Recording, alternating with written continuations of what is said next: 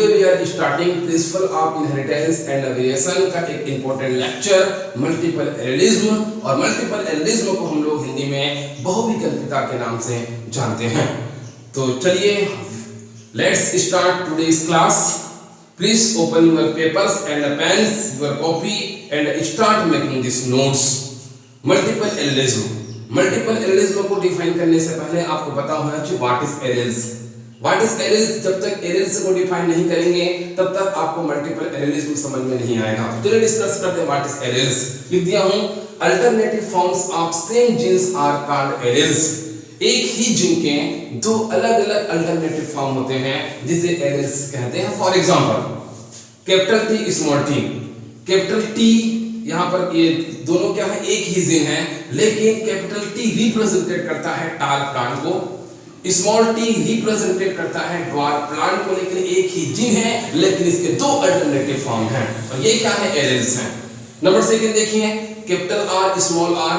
Capital R represent करता है round seed को, स्मॉल आर रिप्रेजेंटेट करता है रिंकेट सीड को। मतलब यहां पर भी एक ही जीन है लेकिन इसके दो अल्टरनेटिव फॉर्म हैं। जस्ट आगे capital Y small Y. Capital Y represent करता है येलो कलर को, स्मॉल वाई रिप्रेजेंटेट करता है ग्रीन कलर को। तो यहां पर भी क्या है, एक जीन है लेकिन इसके दो अल्टरनेटिव फॉर्म है। तो एक जीन की जब दो अल्टरनेटिव फॉर्म हो इसी को हम लोग बोलते हैं एलिल्स। लिखते हूं, alternative forms of same genes are called alleles. I hope that is absolutely clear, आपको समझ में आ चुका होगा। आगे अकॉर्डिंग टू मेंडल के अनुसार हम देखते हैं मेंडल ने क्या कहा, तो अ gene can have maximum 2 alleles. Mendel का मानना है कि एक जीन के मैक्सिमम कितने होते हैं, 2 एलिल्स होते हैं। लेकिन अकॉर्डिंग टू बेटसन ने क्या कहा, a gene can have more than 2 alleles is known as multiple alleles. लेकिन बेटसन नामक साइंटिस्ट का मानना यह था कि एक जीन के अधिकतम 2 या 2 से अधिक एलिल्स हो सकते हैं, और अगर एक जीन के 2 या 2 से अधिक एलिल्स होते हैं तो यही मल्टीपल एलिलिज्म कहलाती है। तो मल्टीपल एलिलिज्म हमारा टॉपिक है और मल्टीपल एलिलिज्म को अब मैं डिफाइन कर चुका हूं। अगर एक जीन के अगर 2 या 2 से अधिक एलिल्स होते हैं तो यही क्या है, मल्टीपल एलिल है। और मल्टीपल एलिल का मेन रीजन क्या है, तो मल्टीपल एलिल का मेन रीजन है ड्यू टू म्यूटेशन। म्यूटेशन का मतलब मैं समझा चुका हूं, अगर क्रोमोसोम्स में जो जीन होते हैं अगर उसमें सडनली क्या हो जाए, चेंज हो जाए, तो यही म्यूटेशन है। तो म्यूटेशन ही मल्टीपल एलिलिज्म के लिए क्या है, रिस्पांसिबल है। उसके बाद कुछ इंपॉर्टेंट पॉइंट्स आपको पता होना चाहिए।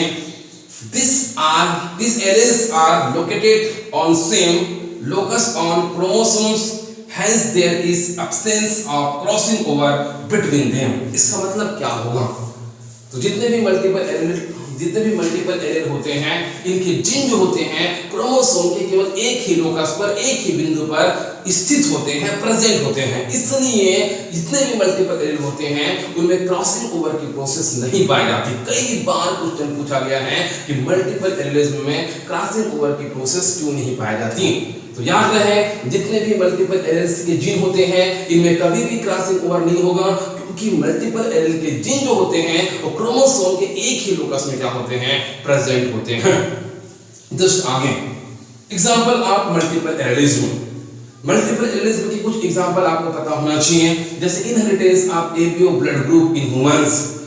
ह्यूमन ब्लड ग्रुप का डिटरमिनेशन जो होती है वो मल्टीपल एलिलिज्म के थ्रू होगा।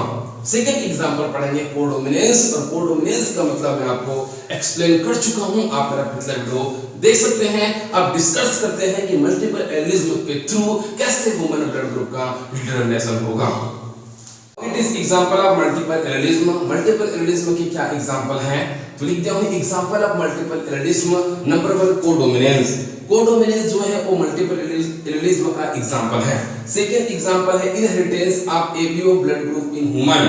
हमारे बॉडी में क्या करते हैं हम लोग, ब्लड ग्रुप का डिटरमिनेशन करेंगे, और ब्लड ग्रुप का डिटरमिनेशन जो होती है वो मल्टीपल एलिल का एक इंपॉर्टेंट एग्जांपल है। आपको पता होगा कि हमारे बॉडी में 3 हमारे बॉडी में इंपॉर्टेंट 4 ब्लड ग्रुप होते हैं। क्या क्या? ए बी, बी और ओ, ये इंपॉर्टेंट 4 ब्लड ग्रुप हैं। इनका डिटर्मिनेशन करने के लिए हमारे बॉडी में एक जीन होती है, उसको हम लोग जीन आई के नाम से जानते हैं। ये पॉइंट आप नोट कर सकते हैं, लिख भी दिया हूं। ABO blood group are controlled by gene I. हमारे बॉडी में ब्लड ग्रुप को कंट्रोल करने के लिए कोई जीन है, तो उसका नाम क्या है? जीन आई है। और याद रहे 3 different of gene I found which control blood group. तो जीन आई के इंपॉर्टेंट 3 एलील्स होते हैं, 3 अल्टरनेटिव फॉर्म होते हैं, जिसको आई ए, आई बी, आई ओ या आई के नाम से जानते हैं। याद रहे आई ओ को हम लोग आई जीन्स के नाम से भी जानते हैं। तो जीन आई के इंपॉर्टेंट 3 अल्टरनेटिव फॉर्म हैं। उसके बाद पता होना चाहिए ये जो जीन आई है वो हमारे बॉडी में क्या इंपॉर्टेंट फंक्शन करती है। यहाँ पर मैं लिखा हूँ, इसको याद करना। Producing out from surface of plasma membrane of RBC are sugar polymers, जिसको हम लोग ग्लाइकोप्रोटीन्स के नाम से जानते हैं। तो एक बार मैं समझाना चाहूंगा, ये जीन आई जो होती है ये क्या करती है? हमारे आरबीसी के चारों तरफ जो प्लाज्मा मेम्ब्रेन होती है, उस प्लाज्मा मेम्ब्रेन में ये ग्लाइकोप्रोटीन का फॉर्मेशन करती है। और ग्लाइकोप्रोटीन जो होती है एक इंपॉर्टेंट क्या है? एक इंपॉर्टेंट क्या है? शुगर पॉलीमर्स है। तो ग्लाइकोप्रोटीन्स का फॉर्मेशन कर रहा है, वो कर रहा है जीन आई। तो आई के इंपॉर्टेंट पता हो चुका है। जीन आई के 3 अल्टरनेटिव फॉर्म्स होते हैं, आई ए, आई बी और आई ओ, जिसमें से आई ए और आई बी एक एंटीजन है। नोटिस कीजिए, आई ए और आई बी क्या है? एंटीजन है। और ये एंटीजन होने के नाते हमारे बॉडी में क्या करती हैं? शुगर का फॉर्मेशन करती हैं। लेकिन आई ओ कोई एंटीजन नहीं है, ये कभी भी शुगर का फॉर्मेशन नहीं करती। इसी आधार पर हम लोग ह्यूमन ब्लड ग्रुप को डिटरमाइन करेंगे। अब देखते हैं कि ह्यूमन ब्लड ग्रुप को हम लोग डिटरमाइन कैसे करेंगे। पॉइंट हम डिस्कस करते हैं ह्यूमन ब्लड ग्रुप का डिटरमिनेशन। तो आप नोट कर सकते हैं कि ह्यूमन ब्लड ग्रुप का डिटरमिनेशन इंपॉर्टेंट 6 जीनोटाइप्स के थ्रू होगा। मतलब ह्यूमन ब्लड ग्रुप का डिटरमिनेशन हम लोग 6 जीनोटाइप्स के द्वारा कर सकते हैं। तो कौन कौन से 6 जीनोटाइप्स हैं? तो यहाँ पर देखिए, ये क्या होगा? आई ए 2 आई ए है, मतलब ये फर्स्ट जीनोटाइप है। आई ए और आई ओ है, तो ये क्या है? सेकंड जीनोटाइप्स है। आई बी है, तो ये थर्ड जीनोटाइप्स है। आई बी और आई ओ है, तो ये फोर्थ जीनोटाइप्स है। आई ए और आई बी है, तो ये 5th जीनोटाइप है। और लास्ट पॉइंट में लिखा हूं आई ओ, या इसको हम लोग आई के नाम से जानते हैं, ये 6 जीनोटाइप है। मतलब आप नोटिस कर सकते हैं कि ह्यूमन ब्लड ग्रुप का डिटरमिनेशन 6 जीनोटाइप्स के थ्रू होता है। अब इंपॉर्टेंट पॉइंट आपको पता होना चाहिए, जैसे blood group A, blood group A को डिटरमाइन करने के लिए कितने जीनोटाइप्स होते हैं? तो ब्लड ग्रुप ए को डिटरमाइन करने के लिए इंपॉर्टेंट रूप से 2 जीनोटाइप्स होते हैं। अगर आई ए और आई ए है, अगर आई ए और आई ए है, तो 100% क्या होगा? आने वाले जनरेशन का ब्लड ग्रुप ए होगा। क्यों होगा? तो आई ए और आई ए दोनों क्या है? एंटीजन है, और ये शुगर का फॉर्मेशन करती है। शुगर का फॉर्मेशन करती है, मतलब दोनों के जीन्स क्या होंगे? डोमिनेंस होंगे। और जो जीन्स डोमिनेंस होगा तो 100% आने वाले जनरेशन का ब्लड ग्रुप ए होगा। लेकिन यहाँ देखो, आई ए और आई ओ है, तो आई ए क्या करती है? एंटीबॉडी का फॉर्मेशन करती है, मतलब ये शुगर का फॉर्मेशन करती है। लेकिन आई ओ शुगर का फॉर्मेशन नहीं करती, क्योंकि आई ए कोई एंटीजन नहीं है। इसलिए मैं कह सकता हूं जो शुगर का फॉर्मेशन कर रही है उसके जीन्स क्या होंगे? डोमिनेंस होंगे। तो 100% आई ए क्या कर रही है? शुगर का फॉर्मेशन कर रही है। तो यहाँ पर आई ए क्या होगा? रिप्रेजेंटेड होगा। और रिप्रेजेंटेड होने के कारण से आई ए के जीन के कारण से आने वाले जनरेशन का ब्लड ग्रुप ए होगा। आई hope that is absolutely clear. लेकिन आपको पता होगा कि ह्यूमन ब्लड ग्रुप के 4 टाइप पढ़ चुके हैं, ए बी ओ। लेकिन कुछ ऐसे भी इंसान देखे होंगे जिसका ब्लड ग्रुप ए पॉजिटिव होता है, किसी का ए नेगेटिव होता है। अब ये पॉजिटिव नेगेटिव किस पर डिपेंड होगा? क्योंकि हमने देखा कि ए कब होगा ये तो हम लोग डिक्लेयर कर चुके हैं। लेकिन किसी भी ब्लड ग्रुप का पॉजिटिव और नेगेटिव डिपेंड करता है उसके आरएच फैक्टर पर। आरएच फैक्टर को ढूंढने वाले साइंटिस्ट का नाम है लैंडस्टीनर, और आरएच फैक्टर को ढूंढा गया था रिसस मंकी में। आरएच फैक्टर को ढूंढा गया था रिसस मंकी में। आपको पता होना चाहिए, अगर जिसके ब्लड में अगर आरएच फैक्टर है तो 100% उनका ब्लड ग्रुप पॉजिटिव आएगा, चाहे वो ए पॉजिटिव हो, चाहे बी पॉजिटिव हो, चाहे ए बी हो, चाहे ओ पॉजिटिव हो। जितने भी पॉजिटिव अगर ब्लड ग्रुप हैं तो उसके ब्लड में आरएच फैक्टर है। लेकिन कुछ ऐसे व्यक्ति होते हैं जिसके ब्लड ग्रुप नेगेटिव होते हैं, तो सिंपल सी बात है उसके ब्लड में आरएच फैक्टर एब्सेंट होगा, और जिनमें आरएच फैक्टर एब्सेंट होगा तो उनका ब्लड ग्रुप क्या आएगा, नेगेटिव आएगा। तो देखिए next point, blood group B को डिटरमाइन करने के लिए दो क्या है, जीनोटाइप्स हैं। क्या क्या, आईबी आईबी। यहाँ पर आपको शक नहीं होना चाहिए क्योंकि आईबी आईबी क्या है, ये दोनों एंटीजन हैं, ये शुगर का फॉर्मेशन करती हैं। तो 100% यहाँ पर बी क्या होगा, बी क्या होगा, तो बी डोमिनेंस होगा, तो आने वाले बच्चे का ब्लड ग्रुप क्या होगा, बी होगा।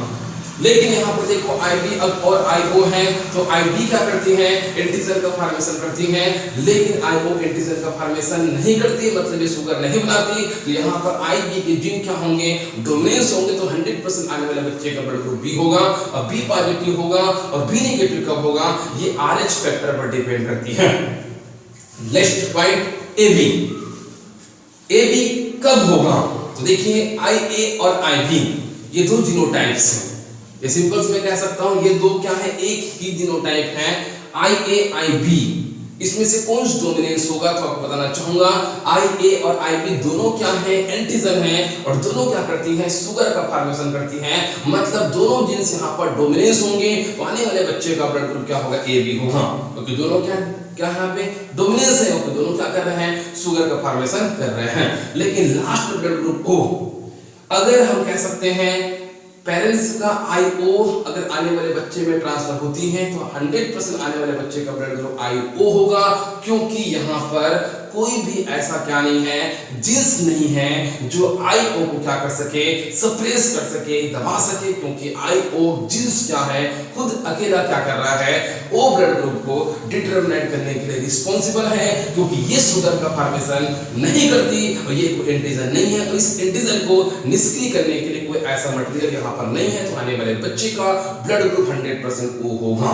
तो सिंपल सी बात है, ह्यूमन ब्लड ग्रुप का डिटरमिनेशन करने के लिए 6 जीनोटाइप प्रेजेंट होते हैं, जो ह्यूमन ब्लड ग्रुप को क्या करते हैं, डिसाइड करते हैं, और ये मल्टीपल एड का एक बेहतर एग्जांपल है। एक पॉइंट और नोट कर सकते हैं, when IA and IB both present, both are express is known as codominance. मैं एक पॉइंट और बोला था कि मल्टीपल एलील के एग्जांपल कोडोमिनेंस भी हैं, तो सिंपल सी बात है, अगर फादर का IA मदर का IB दोनों जीन्स अगर आने वाले जनरेशन में एक साथ ट्रांसफर हो रहे हैं, तो आने वाले बच्चे का ब्लड ग्रुप क्या होगा, AB होगा।